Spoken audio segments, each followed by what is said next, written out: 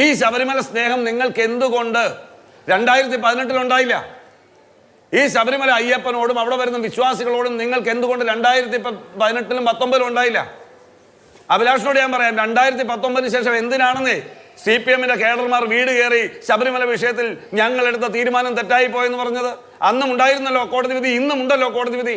Shri Anil boss, നോക്കൂ, ഇപ്പോൾ നമ്മൾ ഇതിന്റെ സാങ്കേതികത്വം മാറ്റിവെച്ചാൽ ജനങ്ങൾക്ക് സാങ്കേതികത്വം അല്ലല്ലോ പ്രധാനം, അതിന്റെ പൊളിറ്റിക്സ് തന്നെ എടുക്കൂ. കഴിഞ്ഞ നിയമസഭാ തെരഞ്ഞെടുപ്പിൽ BJP മാത്രമല്ല കോൺഗ്രസും ശബരിമലയിലെ ആചാരങ്ങൾ തകർക്കാൻ ശ്രമിച്ച, ശബരിമലയിലേക്ക് വന്ന ഭക്തരെ ലാത്തിചാർജ് നടത്തിയ ഈ സർക്കാരിന് ഇനി ഒരു തുടർച്ച കൊടുക്കരുതെന്നൊക്കെ പ്രസംഗിച്ചു. ശബരിമലയ്ക്കെതിരാണ് പിണറായി വിജയന്റെ ഭരണകൂടമെന്ന് നിങ്ങളും പ്രചരിപ്പിച്ചു. കെ സുധാകരൻ ഒക്കെ ഈ സമരത്തിലെ ഒരു പ്രധാനപ്പെട്ട കക്ഷിയായിരുന്നു. 5 കൊല്ലം കഴിഞ്ഞപ്പോൾ പൊളിറ്റിക്കൽ ക്ലൈമറ്റ് നോക്കൂ, ഒരു നിയമസഭാ തെരഞ്ഞെടുപ്പിലേക്ക് പോവാണ്. അപ്പോൾ ഇപ്പോൾ സർക്കാരിനെ സംബന്ധിച്ച് അല്ലെങ്കിൽ CPM-നെ സംബന്ധിച്ച് ഞങ്ങളുടെ ശബരിമലയുടെ വികസനത്തിന് വേണ്ടി ശ്രമിക്കുന്നു എന്ന ഒറ്റ ലൈനെ പറയാനുണ്ടാവുള്ളൂ, അല്ലെങ്കിൽ അവരതായിരിക്കും പറയുക. ആ സമയത്ത് നിങ്ങളുടെ നറേറ്റീവ് എന്താണ്? ഇതിന് ഈ സാങ്കേതികത്വം പറഞ്ഞു കഴിഞ്ഞാൽ നമ്മളൊരു പൊളിറ്റിക്കൽ ക്ലൈമറ്റിൽ അത് എത്രമാത്രം ഓടും? അഭിലാഷേ, നമ്മൾ പ്രധാനമായി കാണേണ്ട കാര്യം, ഇപ്പോൾ കേരളം ഭരിക്കുന്ന ഗവൺമെൻറ് ഇടതുപക്ഷ മുന്നണി ഗവൺമെൻറ്റാണ്. ആ ഗവൺമെൻറ് ഇനി 8 മാസം മാത്രമാണുള്ളത്. ശബരിമലയിൽ ആദ്യമായിട്ടല്ല ഭക്തർ വരുന്നതും ശബരിമല സീസണിൽ ലക്ഷോപലക്ഷം ആളുകൾ വരുന്നതും നിങ്ങൾ മനസ്സിലാക്കിയിരിക്കണം. ഇവർ പുത്തനച്ചി വിരപ്പുറം തൂക്കുന്ന സമീപനം ഇന്നല്ല എടുക്കേണ്ടത്. ഇവർക്കറിയാൻ പാടില്ലെങ്കിൽ ഞാൻ പറഞ്ഞു തരാം, വളരെ വ്യക്തമായി പറഞ്ഞു തരാം. എല്ലാ ശബരിമല സീസണും അദ്ദേഹം പറഞ്ഞല്ലോ, ടെക്നോക്രാറ്റുകൾ വളരെ കൃത്യമായി ഒരു ശബരിമല സീസൺ ഉണ്ടാകുന്നതിന് മുമ്പ് അവിടുത്തെ അടിസ്ഥാന സൗകര്യം വികസിപ്പിക്കുന്നതിന് വേണ്ടി ഗവൺമെൻറ് മുൻകൈയെടുത്ത് അതാത് കാലത്തെ ദേവസ്വം മന്ത്രിയും മുഖ്യമന്ത്രിയും ദേവസ്വം പ്രസിഡൻറ്റും ബോർഡ് മെമ്പർമാരും ഭക്തരും വിവിധ ഭക്ത സംഘടനകളും ഇതെല്ലാം ചേർന്ന് ചർച്ച ചെയ്ത് തന്നെയാണ് കാലോചിതമായ പരിഷ്കാരങ്ങൾ ശബരിമലയിൽ ഉണ്ടായിട്ടുള്ളത്. അതുപോലൊരു യോഗം മാത്രമാണിത്. ആ നിലയിൽ നടത്തേണ്ടതിനെ ഒരു രാഷ്ട്രീയ ഞങ്ങളത് പറയുന്നത് എന്തുകൊണ്ടാണ്? അത് പറയുന്നത് കാലാകാലങ്ങളിൽ നടന്നു വന്നിരുന്നത് ഭക്തർക്ക് വേണ്ടി അവിടുത്തെ വികസന പ്രവർത്തനങ്ങൾ നടത്തുന്നതിന് വേണ്ടിയുള്ള സംഗമമാണെങ്കിൽ ഇപ്പോൾ നടത്തുന്ന അതല്ല. ഞങ്ങൾ വളരെ ഗൗരവത്തോട് ഉന്നയിക്കുന്ന ആക്ഷേപം വീണ്ടും ഞാൻ ആവർത്തിക്കുന്നു. എത്രയൊക്കെ CPM പ്രതിനിധി ന്യായീകരിക്കാൻ ശ്രമിച്ചാലും വ്യക്തിപരമായി അപഹസിച്ചാലും പറയുകയാണ്, സാമ്പത്തിക താല്പര്യമാണ് ഈ ഗവൺമെൻറ്റിന്, സാമ്പത്തിക താല്പര്യം. അല്ല, ശബരിമലയെ ഒറ്റ ദിവസം കൊണ്ടങ്ങ് മഹത്വവൽക്കരിച്ച് കളയാം.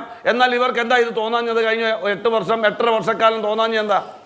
8 വർഷക്കാലം തോന്നാഞ്ഞത് എന്തുകൊണ്ടാണ്? ഇവർ പറയണ്ടേ ഇത്? ശബരിമല അവിടെ ഉണ്ടായിരുന്നല്ലോ, അയ്യപ്പൻ അവിടെ ഉണ്ടായിരുന്നല്ലോ, ഭക്തജനങ്ങൾ ലക്ഷോപലക്ഷം ആളുകൾ പോകുന്നുണ്ടായിരുന്നല്ലോ. ഞാനൊരു കാര്യം ചോദിക്കട്ടെ, ഈ വിർച്വൽ ക്യൂ സിസ്റ്റം കൊണ്ടുവന്നു, എന്നാ കൊണ്ടുവന്നത്? ആരാ കൊണ്ടുവന്നത്? ഇവരാണോ കൊണ്ടുവന്നത്? അല്ലല്ലോ. പ്രയാർ ഗോപാലകൃഷ്ണൻ കോൺഗ്രസ് നേതാവ് ദേവസ്വം ബോർഡ് പ്രസിഡന്റായിരിക്കുന്ന സന്ദർഭത്തിലാണ് വിർച്വൽ ക്യൂ സിസ്റ്റം കൊണ്ടുവന്നത്. അവിടെ വരുന്ന ആളുകൾക്ക് ഇരിക്കാനും വിരിവെക്കാനുള്ള സൗകര്യം ഉണ്ടാക്കിക്കൊണ്ട് ആ ക്യൂവിൽ നിന്ന് ക്ഷീണിക്കുന്ന ആളുകൾക്ക് മഴ നനയാതെ വെയിൽ കൊള്ളാതിരിക്കാനുള്ള ക്യൂ കോംപ്ലക്സുകൾ വളരെ കൃത്യമായി ഉണ്ടാക്കിയത് കോൺഗ്രസ് പാർട്ടിയുടെ കാലത്തെ ദേവസ്വം ബോർഡല്ലേ?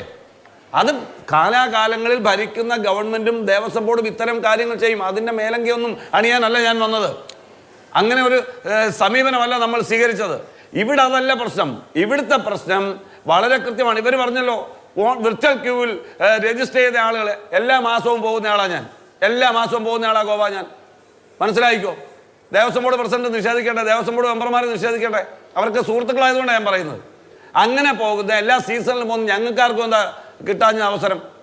ഞങ്ങൾക്കാർക്കും എന്താ കിട്ടാഞ്ഞത്? ഇത് എങ്ങനെയാണ്? എന്ത് പരിഗണനയിൽ, ഏത് പരിഗണനയിൽ നിങ്ങൾ എന്താ പറയുക, കുറിയിട്ടെടുക്കുമായിരുന്നു? അതോ സാമ്പത്തിക അടിസ്ഥാനത്തിൽ നിങ്ങൾ മാനദണ്ഡം നിശ്ചയിക്കുകയായിരുന്നു? അതോ ബയോഡാറ്റ സ്വീകരിച്ചോ? ഭക്തന്മാർ ആരൊക്കെയാണ്, അവർ സ്ഥിരമായി ക്ഷേത്രത്തിൽ പോകുന്നവരാണ്, നിങ്ങൾ സ്വീകരിച്ചോ? നിങ്ങൾ എന്ത് മാങ്ങാത്തൊലിയാണ് പറയുന്നത്? ഞാൻ അങ്ങനെ തന്നെ പറയുക. എന്ത് മാങ്ങാത്തൊലിയാണ് നിങ്ങൾ പറയുന്നത്? ഞങ്ങൾ ഈ നാട്ടിലുള്ള കേരളത്തിലുള്ള മുഴുവൻ ആളുകളും ശബരിമല വിശ്വാസികളും എല്ലാം പൊട്ടന്മാരാണോ? കാര്യം പറയുമ്പോൾ വ്യക്തിഹത്യ ചെയ്തിട്ടോ ആക്ഷേപിച്ചിട്ടോ ഒന്നും കാര്യമില്ല. ഈ ശബരിമല സ്നേഹം നിങ്ങൾക്ക് എന്തുകൊണ്ട് 2018 ഉണ്ടായില്ല?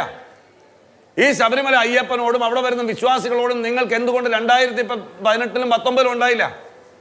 അഭിലാഷിനോട് ഞാൻ പറയാം, 2019 ശേഷം എന്തിനാണെന്നേ CPM-ന്റെ കേഡർമാർ വീട് കയറി ശബരിമല വിഷയത്തിൽ ഞങ്ങളെടുത്ത തീരുമാനം തെറ്റായി പോയെന്ന് പറഞ്ഞത്? അന്നും ഉണ്ടായിരുന്നല്ലോ കോടതി വിധി, ഇന്നും ഉണ്ടല്ലോ കോടതി വിധി. ഈ സർക്കാരിന്റെ ഖജനാവിൽ നിന്ന് പാവപ്പെട്ടവരുടെ നികുതി പണം എടുത്തല്ലേ ഇവിടെ നവോത്ഥാന സമിതി ഉണ്ടാക്കി ഇവർ സമരം നടത്തിയത്? അല്ലേ? ആ സമരം നടത്തിയ സമയത്ത് എന്തായിരുന്നു ഇവരുടെ വീറ്? എന്തായിരുന്നു ഇവരുടെ നിലപാട്? ആ നിലപാടിനെ കുറിച്ച് ഇപ്പൊ ഇവർക്ക് മിണ്ടാട്ടമുണ്ടോ? മൗനം വിദ്വാനഭൂഷണം, അതിമൗനം വിഡ്ഢിക്കലങ്കാരം എന്നതുപോലെയാണ് കേരള മുഖ്യമന്ത്രി അതിനെക്കുറിച്ച് കേൾക്കാൻ ആഗ്രഹിക്കുന്നില്ല എന്ന്. ശരി, CPM ആളുകൾ ഇത് കേൾക്കാൻ ആഗ്രഹിക്കുന്നില്ല. സ്ത്രീ പ്രവേശനത്തെ കുറിച്ച്, കോടതി വിധിയെ കുറിച്ച്, നവോത്ഥാനത്തെ കുറിച്ച് കേട്ടാൽ പേടിച്ച് ഞെട്ടി ഉണരുകയാണ് ഇവര്. എന്നിട്ട് ഇവിടെ വന്നിരുന്നോണ്ട് വേദവാക്യം പറയുക, ബാക്കിയുള്ളവരെല്ലാം പൊട്ടന്മാരാണെന്ന് സ്ഥാപിക്കാൻ ശ്രമിക്കുക. ഞങ്ങൾ പറയുന്നു, നിങ്ങൾ തുറന്നു പറ, ഞങ്ങൾ ഞങ്ങളുടെ പാർട്ടി പരിപാടി മാറ്റി, ഞങ്ങൾ ഇപ്പോൾ അങ്ങനെയല്ല, ഞങ്ങൾക്ക് വിപ്ലവം ഇല്ല, നവോത്ഥാനവും ഇല്ല, ഉത്തരപൂരണമാണ് ഞങ്ങളുടെ ലക്ഷ്യം. നിങ്ങൾ തുറന്നു പറയുന്നേ. നിക്ഷേപമാണ് ഞങ്ങൾക്ക് ഒരു സെക്കൻഡ് പറഞ്ഞപ്പോൾ ഞാൻ കേട്ടിരിക്കുകയായിരുന്നല്ലോ. നിക്ഷേപമാണ് ഞങ്ങളുടെ ലക്ഷ്യം.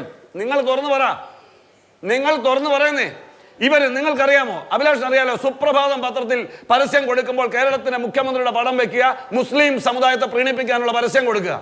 ദീപിക പത്രത്തിൽ മുഖ്യമന്ത്രിയുടെ പടം വെച്ച് മണിപ്പൂരിനെ കുറിച്ച് പരസ്യം കൊടുക്കുക. ഹിന്ദുക്കൾ വായിക്കുന്ന പത്രങ്ങളിൽ മുഖ്യമന്ത്രിയുടെ പടം വെച്ച് അയ്യപ്പ സംഗമം നടത്ത ഓരോ ജില്ലയ്ക്ക് ഓരോ കൊടി, ഓരോ സമീപനം. ഇതൊരു സർക്കാരിന് ചേർന്നാണോ? ശരി, ഇതൊരു സർക്കാരിന് ചേർന്നതല്ല എന്നുള്ളതാണ് കോൺഗ്രസിന്റെ വിമർശനം. ഞാൻ അടുത്ത ഇടവേളയിലേക്ക് കിടക്കാണ്. ഇടവേളയ്ക്ക് ശേഷം മടങ്ങിയെത്താം. ഇടവേള.